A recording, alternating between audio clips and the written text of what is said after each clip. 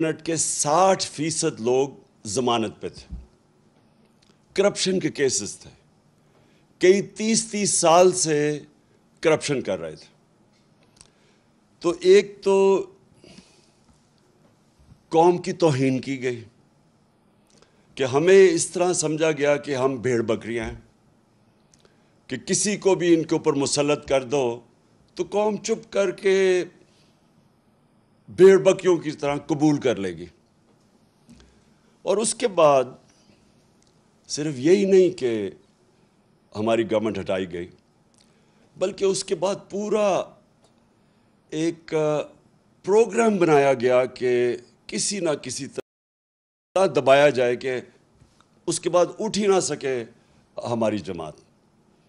ہم نے جب 25 مئی کو ایک پرامن احتجاج کی کال دی اس بیرونی سازش کے خلاف، اور یہ جو ہمارے اوپر کرپٹ ترین لوگوں کو مسلط کیا گیا تھا، تو جب ہم نے کال دی تو ساری قوم کے سامنے جس طرح کا ظلم کیا گیا، ایک وہ جماعت جس کی کوئی تاریخ ہی نہیں آج تک کبھی انہوں نے توڑ پھوڑ کی ہو یا کوئی انتشار کی، پالیٹکس کی ہو، فیملیز نکلی ہوئی تھی، اور وہ ابھی بھی میری آنکھوں کے سامنے وہ سین ہے کہ جس طرح عورتوں پہ، بچوں پہ، فیملیز کے اوپر جس طرح شیلنگ کی گئی، اور پھر یہ سمجھا کہ یہ کرش کر دیں گے، ہمیں اتنا خوف زدہ کریں گے کہ ہم چپ کر کے گھروں میں بیٹھ جائیں گے۔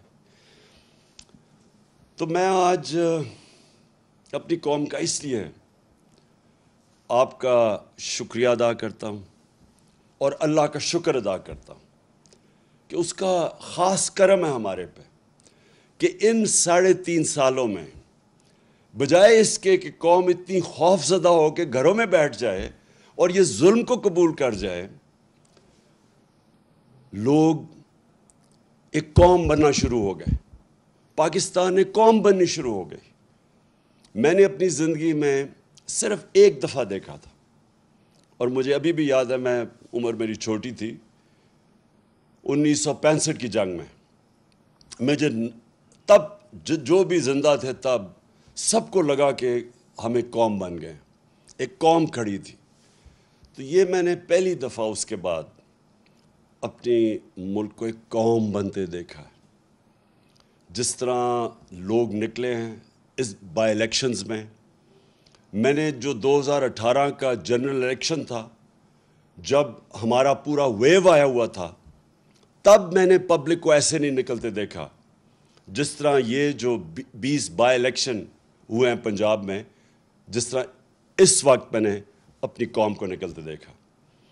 اور ہر چیز کے باوجود میں اس لیے بھی آپ کو آج مبارک دیتا ہوں، اللہ کا شکر ادا کرتا ہوں، اپنی قوم کا شکریہ ادا کرتا ہوں کہ ہر حربہ استعمال کیا گیا ہمیں ہرانے کا۔ پہلے تو ایک غیر آئینی طور پہ اس کو حمزہ کو بٹھا دیا گیا پنجاب کا وزیر اعلیٰ، اس کی کوئی آئینی حیثیت نہیں تھی، اور اس کو سپریم کورٹ نے کہا کہ تم نے کوئی بھی اسٹیٹ مشینری، ایڈمنسٹریشن، پولیس کو بالکل استعمال نہیں کرنا یہ الیکشن کو متاثر کرنے کے لیے۔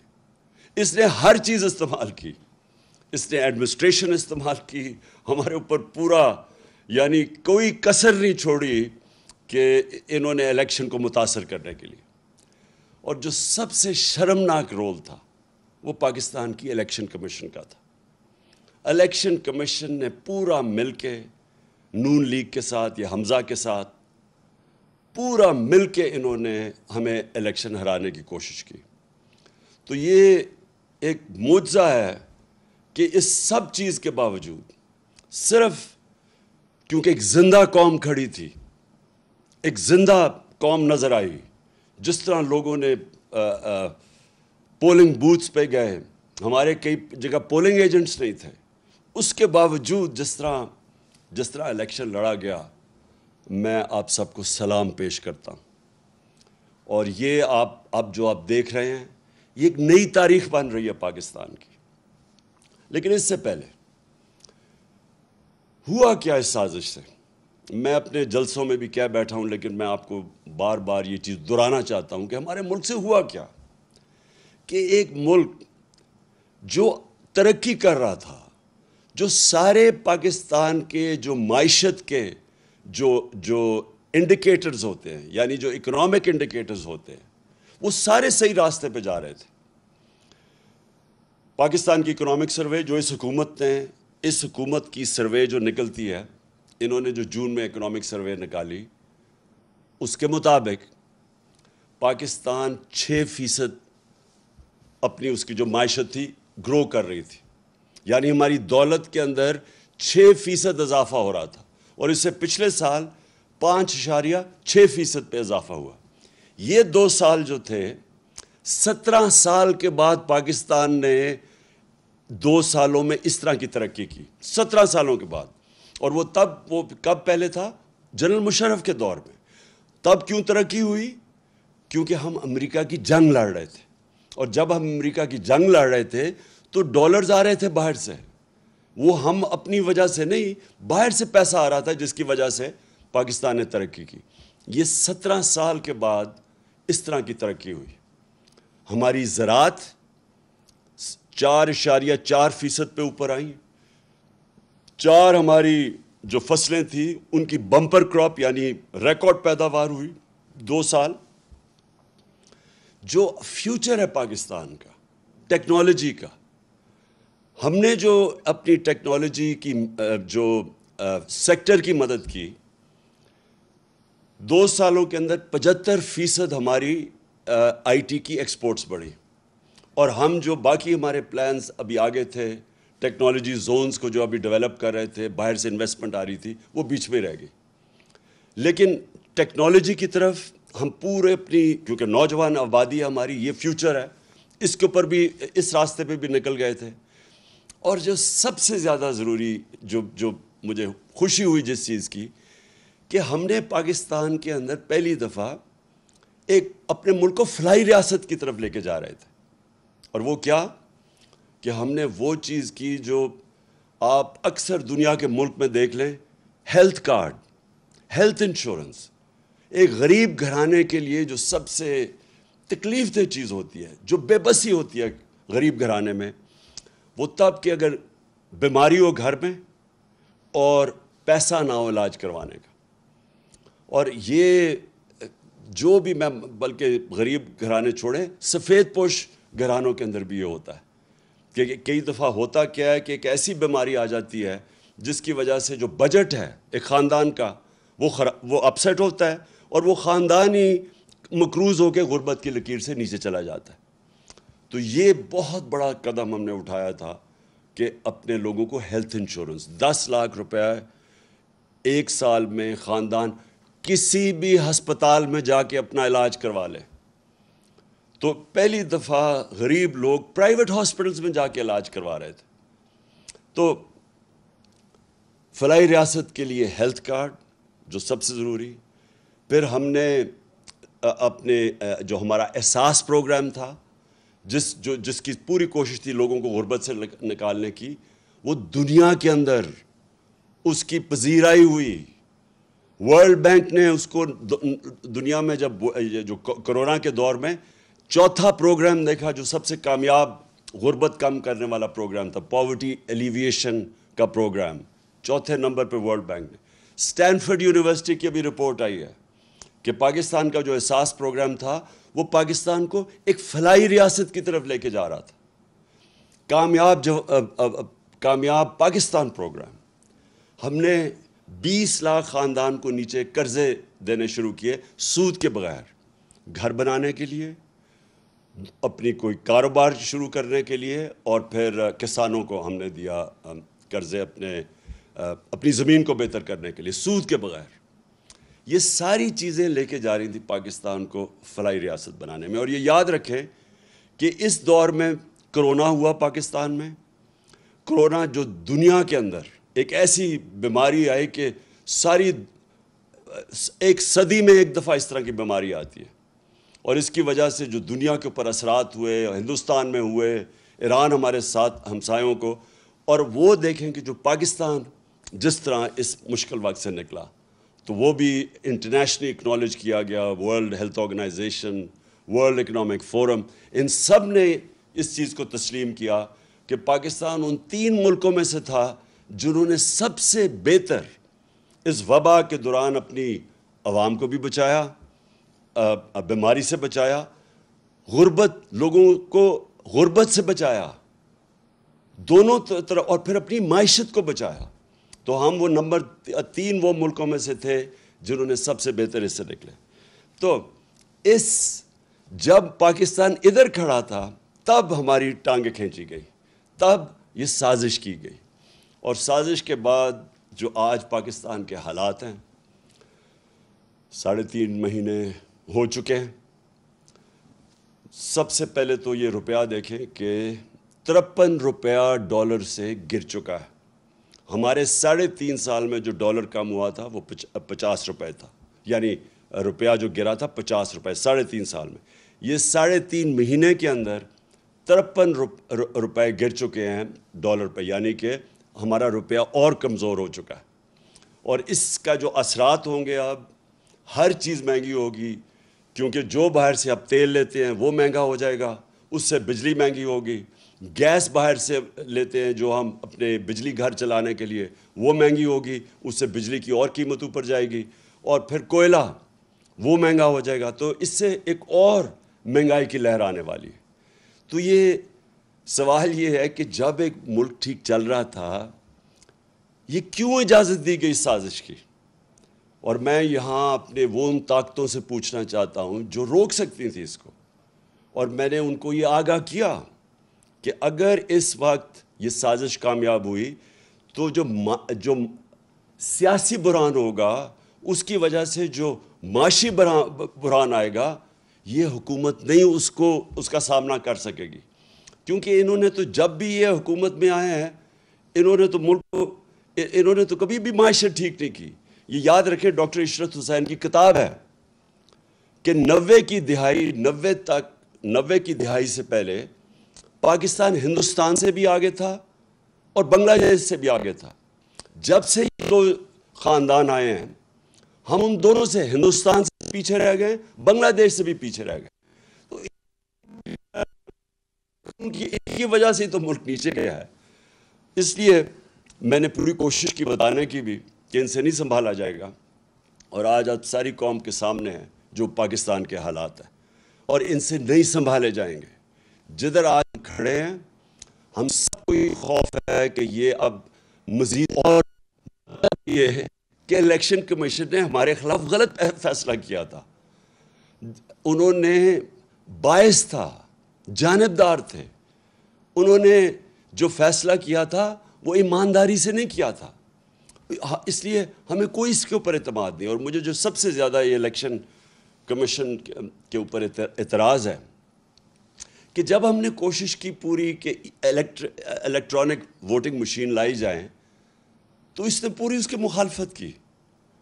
تو ہندوستان میں بھی الیکٹرانک ووٹنگ مشینز ہیں, ایران میں بھی الیکٹرانک ووٹنگ مشینز ہیں, اور جو 2015 کے اندر جوڈیشل کمیشن بنی تھی دھاندلی کے اوپر, جسٹس سیف الملک یا ناصر الملک کے نیچے جو بنی تھی, جسٹس ناصر الملک کے نیچے, تو اس کے اندر ایک ہی چیز سامنے آئی تھی کہ جو ساری دھاندلی ہوتی ہے وہ ہوتی ہے جب الیکشن ختم ہوتی ہے اور اس کے بعد جب رزلٹ اناؤنس ہوتا ہے.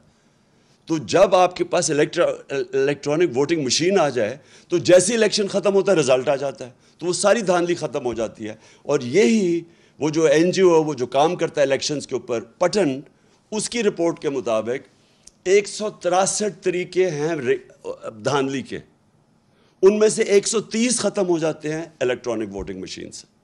لیکن یہ الیکشن کمیشن نے پوری سازش کی, سیبوٹاج کیا, اور اس نے نہیں ہونے دی الیکٹرانک ووٹنگ مشینز. لہٰذا میری نمبر 1 ڈیمانڈ یہ ہے کہ اگر آگے اب ہم نے نکلنا ہے تو سب سے پہلی چیز تو ہمیں ایک کریڈیبل الیکشن کمیشن چاہیے. نمبر 2, دیکھیں مشکل ہے, حالات ہمارے اس وقت مشکل ہیں, اور جس طرح جتنی دیر یہ گورنمنٹ رہے گی مزید اور مشکلیں بڑھتی جائیں گی. اور اس میں سے نکلنے کے لیے صرف اگر ہمیں قوم بنے، قوم ہی نکل سکتی ہے۔ دیکھیں، یہ میں آپ کو سمجھانے کی کوشش کر رہا ہوں کہ قوم اور ہجوم میں بڑا فرق ہوتا ہے۔ جب ایک قوم بن جاتی ہے تو وہ جب مل کے 22 کروڑ لوگ جب مل کے فیصلہ کرتے ہیں کہ ہم نے مثلا اپنے قرضے اتارنے ہیں، وہ اتار دیں گے اپنے قرضے۔ جب ایک قوم فیصلہ کرتی ہے کہ ہم نے ٹیکس اکٹھا کرنا ہے تاکہ ہمارے پاس پیسہ ہو، تاکہ ہم اپنے اسکول بنائیں، ہسپتال بنائیں، اپنی انفراسٹرکچر ٹھیک کریں، وہ کر سکتی ہے قوم۔ جرمنی اور جاپان دوسری جنگ عظیم کے بعد بالکل ختم ہو گئی تھی، ایک بلڈنگ نہیں کھڑی تھی۔ آپ تصویریں دیکھیں ان کی، دوسری جنگ عظیم کے بعد جاپان کے اوپر 2 ایٹم بم گر چکے تھے، ان کی ایک بلڈنگ نہیں کھڑی تھی، لیکن کیونکہ وہ قومیں تھیں، قوموں نے مل کے 10 سالوں میں وہ پھر سے کھڑے ہو گئے۔ تو ہم تو اللہ نے اس ملک کو اتنا زیادہ دیا ہے کہ ہمیں، آپ کو بھی نہیں اندازہ کہ اس نے کتنی نعمتیں بخشی ہیں، لیکن وہ ہم تب تک، جب تک ہم قوم نہیں بنتے، ایک قوم بن کے ہم اس کا مقابلہ نہیں کرتے، ہم ان نعمتوں کا نہیں فائدہ اٹھا سکیں گے۔ ہم جب، مجھے بڑی اچھی طرح یاد ہے جب زلزلہ آیا پاکستان میں 2005 اور 2010 میں جب سیلاب آیا، کیونکہ میں کام کر رہا تھا، ریلیف ورک کر رہا تھا، میں لوگوں کے بیچ میں تھا، تو اگر آپ نے دیکھنا تھا، اگر اس کی آپ کو کسی نے سٹوریز لکھی ہوں، تو جب قوم نے مل کے ان دونوں بحران، زلزلے کا اور سیلاب کا، ہمیں کوئی، سیلاب میں تو ہمیں امداد بھی کسی نے نہیں دی۔ انہوں نے کہا آصف زرداری اوپر بیٹھا ہوا ہے، یہ ہم کوئی پیسے نہیں اسے دیں گے کیونکہ اس کے پیسے سیدھے ملک سے باہر چلے جائیں گے، پیسے بھی نہیں ملے۔ لیکن ہر پاکستانی نے شرکت کی، بیرون ملک پاکستانی مجھے انوائٹ کر کے پیسے دیتے تھے کہ آپ یہ سیلاب زدہ لوگوں کی مدد کریں، اور ہم اس سے نکل گئے، کیونکہ قوم سب کچھ کر سکتی ہے۔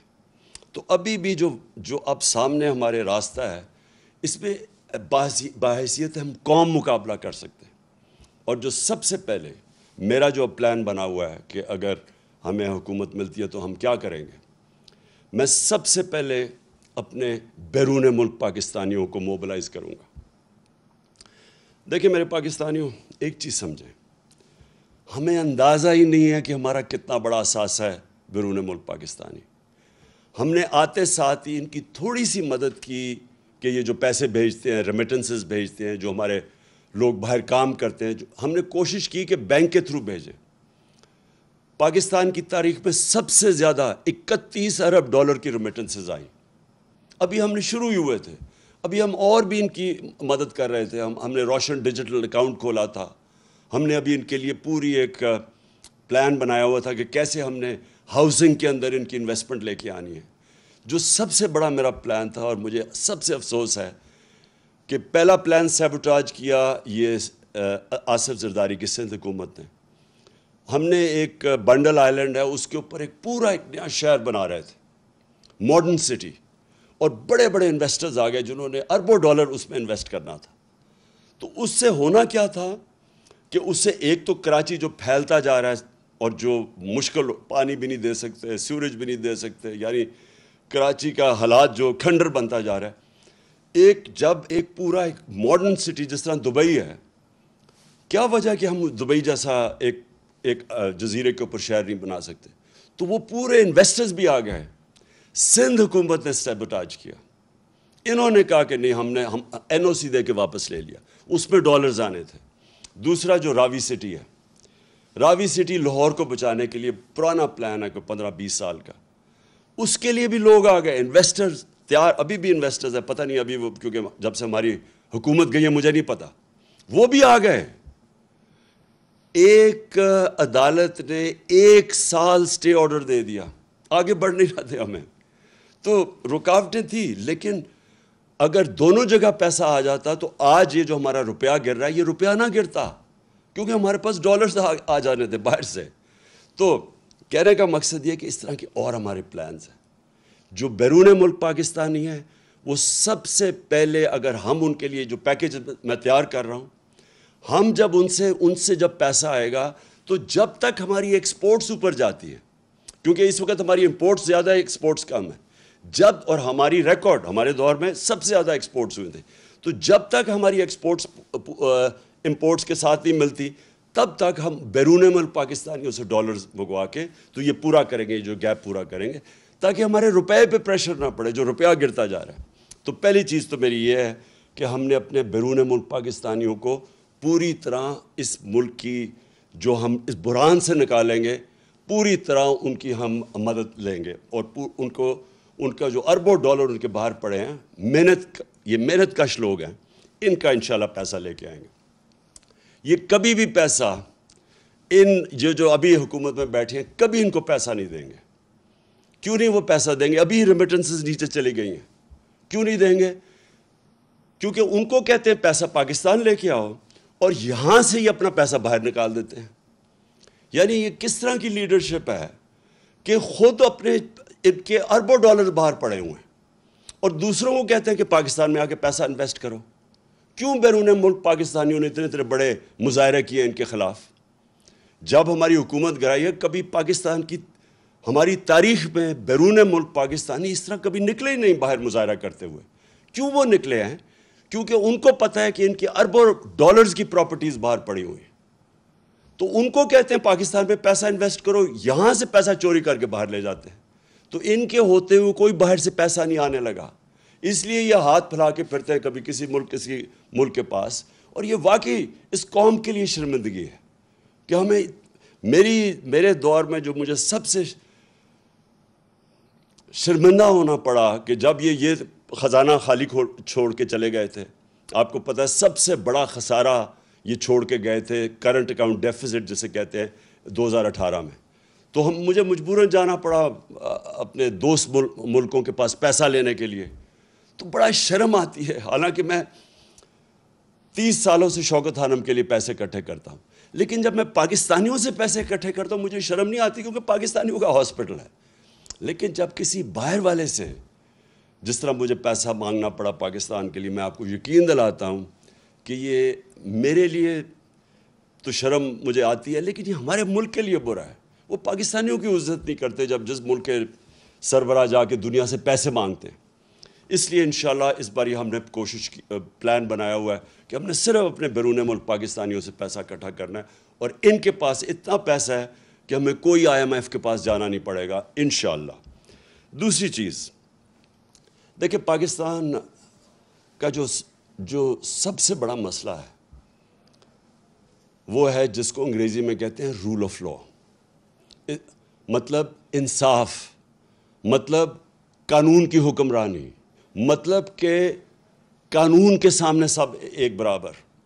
اصل میں جو ہمارے نبی صلی اللہ علیہ وسلم کی جو ایک حدیث ہے وہ سب کچھ کہہ جاتی ہے کہ تمہارے سے پہلے بڑی قومیں تباہ ہوئیں، جو طاقتور ڈاکو چوری کرتا تھا اس کو نہیں پکڑتی تھی اور کمزور کو جیل میں ڈال دیتی تھی، اور یا میری بیٹی بھی اگر چوری کرے گی تو اس کو سزا ملے گی۔ یعنی کوئی قانون سے اوپر نہیں ہے۔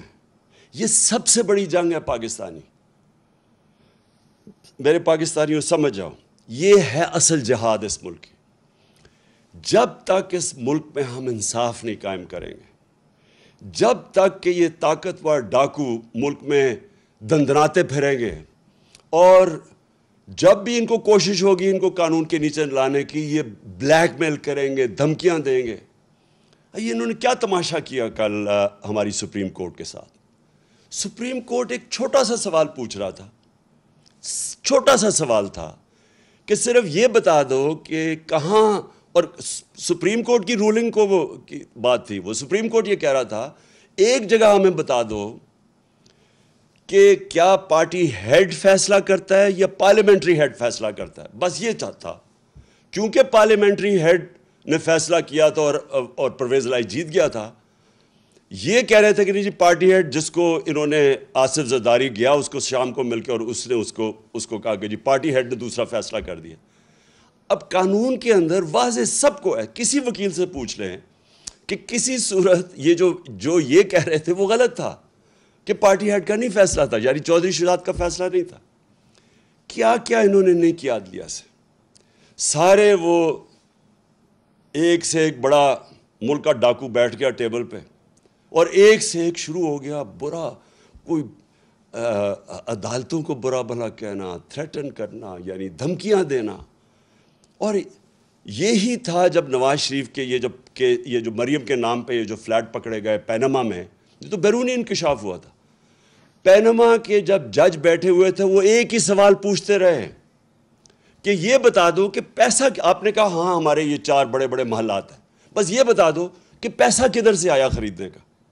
وہ جواب نہ دیں، سارے دنیا کی جواب دیتے رہے. اور وہ یہ بات صرف یہ کہنے کی، یہ قانون کے اوپر سمجھتے ہیں اپنے آپ کو. یہ سمجھتے ہیں کہ یہ قانون صرف کمیوں کے لیے ہے، یہ صرف عام لوگوں کے لیے قانون ہے، ہم کوئی بہت ہی خاص چیز ہے جو قانون سے اوپر ہے. اور یہ سب سے بڑا مسئلہ ہے پاکستان کا. جب تک ہم ان بڑے بڑے مافیاز کو، یہ جو بڑے بڑے کارٹیلز بیٹھے ہوئے ہیں، مونوپولیز بیٹھی ہوئی ہیں، یہ جو ملک کے قیمتیں اوپر بٹھا، جس طرح شوگر مافیا بیٹھ کے اوپر چینی کی قیمت کر دیتا ہے، عوام کو پستا ہے، جب تک ہم ان لوگوں کو قانون کے نیچے نہیں لے کے آئیں گے پاکستان ترقی نہیں کر سکتا. اور یہ ہے اس ملک کی جنگ. آج سے 26 سال پہلے میں نے جب اپنی پارٹی اناؤنس کی تھی تحریک انصاف، اس کا مطلب ہی یہ تھا، کیونکہ میں تو باہر دنیا میں دیکھ لیا تھا، میں تو برطانیہ میں یہ جو قانون کی حکمرانی ہے دیکھ لی تھی، وہاں تو کوئی قانون کے اوپر نہیں ہے. آپ یہ سوچیں کہ ان کا پرائم منسٹر بورس جانسن بھاری اکثریت سے جیتتا ہے الیکشن، اس کی پارٹی اس کو نکال دیتی ہے. کیوں نکالتی ہے؟ صرف ایک چیز سے. انہوں نے کہا سب کے لیے قانون تھا کہ کرونا کے دوران آپ نے اکٹھے نہیں ہونا، تو آپ کیوں اکٹھے ہو گئے؟ اس چیز کے اوپر اس کو نکال دیتے ہیں. یہاں اربوں روپے کی پراپرٹیز ان کی باہر پکڑی جاتی ہیں، جواب دے نہیں سکتے، اور وہ لیڈر بنے ہوئے ہیں. اور اس کی 2 وجوہات ہیں. سب سے پہلی کہ اس ملک کے اندر ہم نے آنے نہیں دی قانون کی حکمرانی. یا ملٹری ڈکٹیٹرز تھے، وہ ویسی قانون کے اوپر تھے، وہ ویسی قانون توڑ کے آتے تھے. پچھلے 62 سال میں آدھا وقت ملٹری ڈکٹیٹرز رہے ہیں اور آدھا وقت یہ 2 خاندان رہے ہیں. اور یہ 2 خاندان جب بھی ان کو کوشش کرتے ہیں، ان کے کرپشن کیسز، یہ سارا وقت یا تو ملک سے باہر بھاگ جاتے ہیں، اور یا پھر یہ سارا وقت یہ کہتے ہیں کہ جی آپ کی جرت کیسے پڑی کہ ہمیں قانون کے نیچے لانے کے لیے. اور جب تک یہ نہیں ہوگا میرے پاکستانیوں، جب تک ہم اپنے ملک میں انصاف قائم نہیں کر سکیں گے، جس ملک میں صرف غریب لوگ جیلوں میں جائیں اور طاقتور ڈاکو ایوانوں میں پھرے، پرائم منسٹر بن جائے، اتنے بڑے کیسز ہوں، جب تک ہم یہ نہیں کر سکیں گے، یہ ہے اصل جہاد اس ملک کی. تو میری کوئی کسی سے دشمنی نہیں ہے. مجھے یہ بڑا عجیب لگتا ہے کہ کہتے ہیں جی، مجھے کئی صحافی بھی کہتے ہیں عمران صاحب آپ ان سے کیوں نہیں بات چیت کرتے، آپ بات ہی نہیں کرتے. بات چیت سب سے کرتا ہے پولیٹیشن. طالبان ہیں، جو ٹی ٹی پی ہے، ان سے بھی بات کرنے کے لیے ہم تیار ہیں.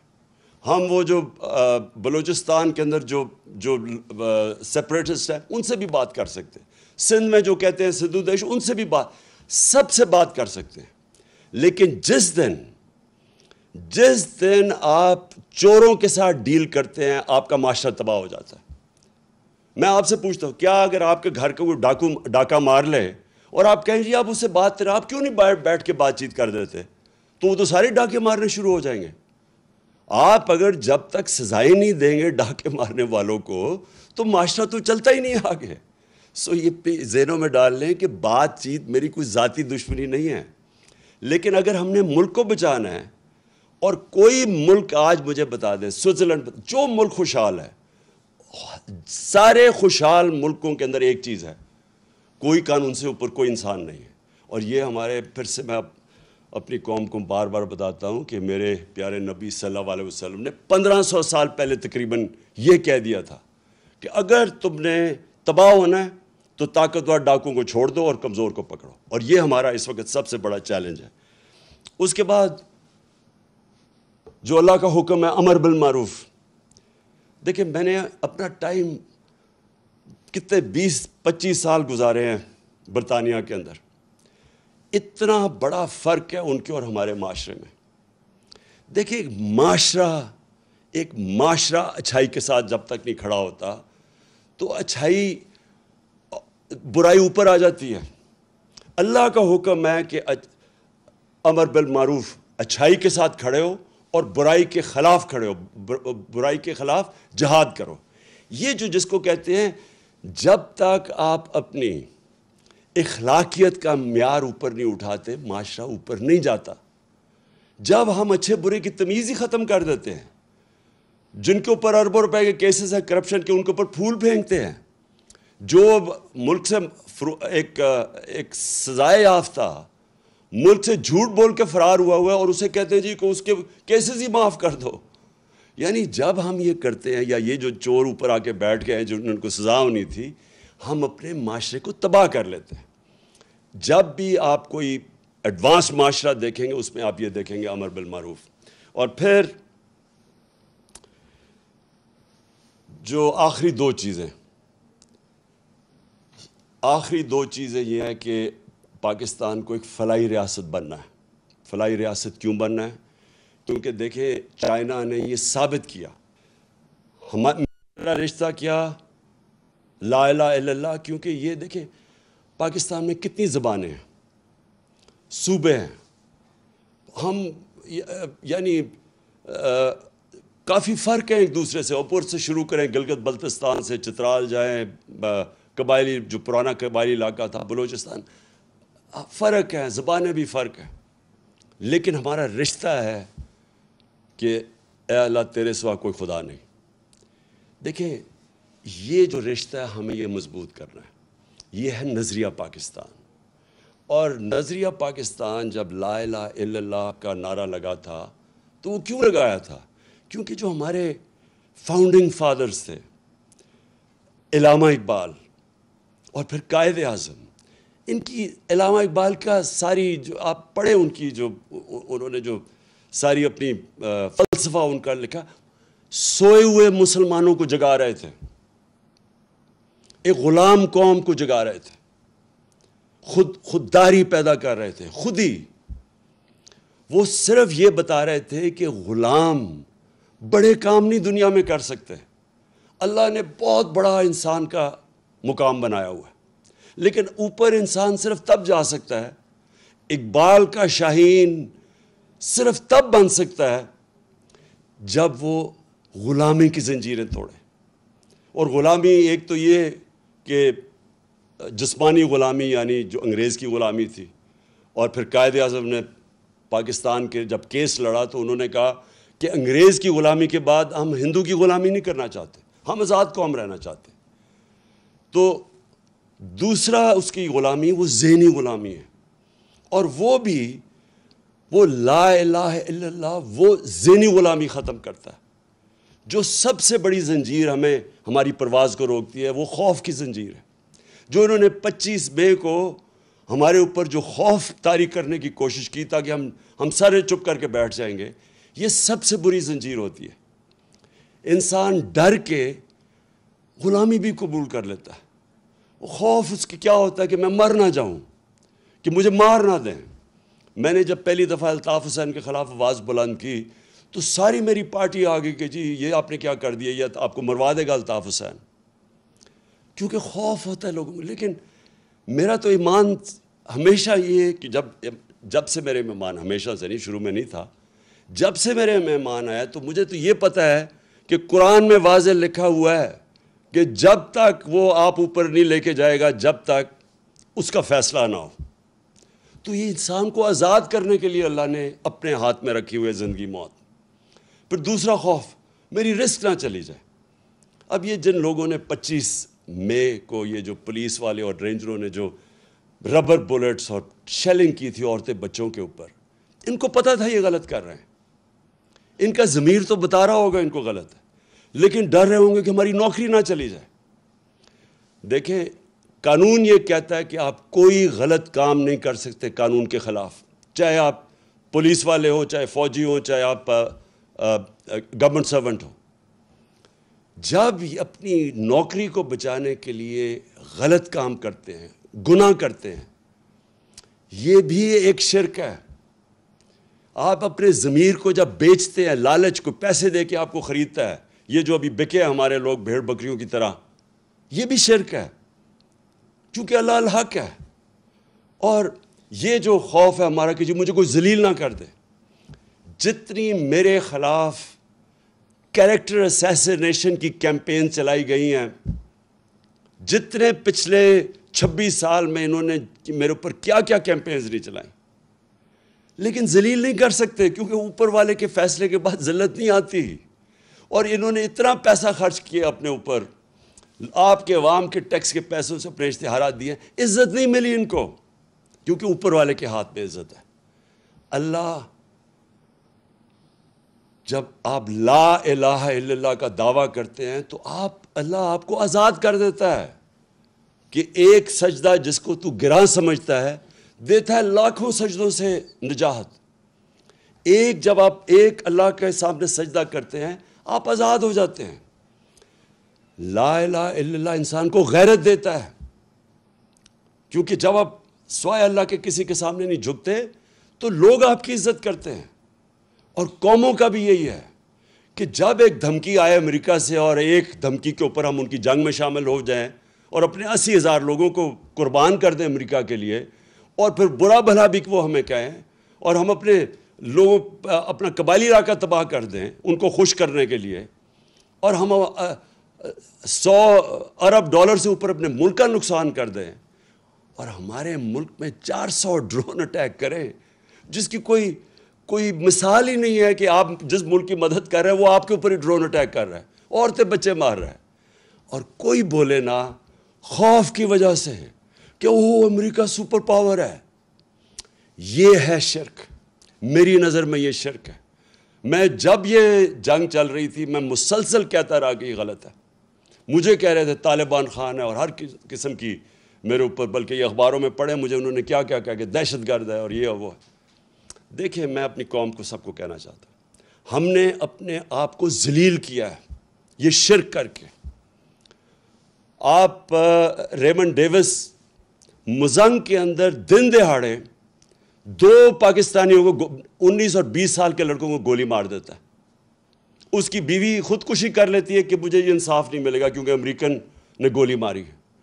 آپ کو پتہ ہے کہ پاکستان کے انصاف کے نظام نے کیا کیا؟ اس کو پکڑ کے امریکنز کو واپس کر دیا اور وہ کھلا پھرا تھا۔ کیا پاکستانی وہاں یہ کرے تو کیا وہ معاف کریں گے؟ ہمارے ایمل کانسی نے امریکہ کے اندر 2-3 لوگ قتل کر دیے اور وہی پاکستان آ گیا۔ انہوں نے پاکستان آ کے ہمارے قانون کے یعنی ہماری عدالتوں کے بغیر یہاں سے آ کے اغوا کر کے لے گئے، اور ہم نے ان کی مدد کی اغوا کرنے کے لیے۔ اور امریکہ کے اندر جج پوچھتا ہے کہ آپ نے پاکستان سے اس کو اٹھا کے لے آئے، کیسے آئے؟ تو اس کا وکیل کہتا ہے کہ پاکستان ڈالر کے لیے اپنی ماں کو بھی بیچتے ہیں۔ یہ ہم نے ذلت اٹھائی ہے، یہ ہمارا قصور ہے، یہ امریکہ کا قصور نہیں ہے، کیونکہ ہم یہ خوف کے بت کی پوجا کرتے ہیں۔ میں کبھی یہ نہیں کہوں گا کہ ہم کسی قوم کی دشمنی لیں، میں یہ کبھی نہیں کہوں گا کہ ہم امریکہ کے ساتھ اپنے تعلقات بگاڑ دیں۔ ہمیں اچھے تعلقات ہمیشہ رکھنے چاہیے امریکہ سے۔ سب سے زیادہ ایکسپورٹ کرتے ہیں ہم امریکہ کو۔ ہماری جو سب سے طاقتور کمیونٹی ہے پاکستانی، وہ امریکن پاکستانی کمیونٹی ہے۔ لیکن غلامی، اس سے بہتر ہے انسان مر جائے کہ اگر آپ نے غلامی کرنی ہے۔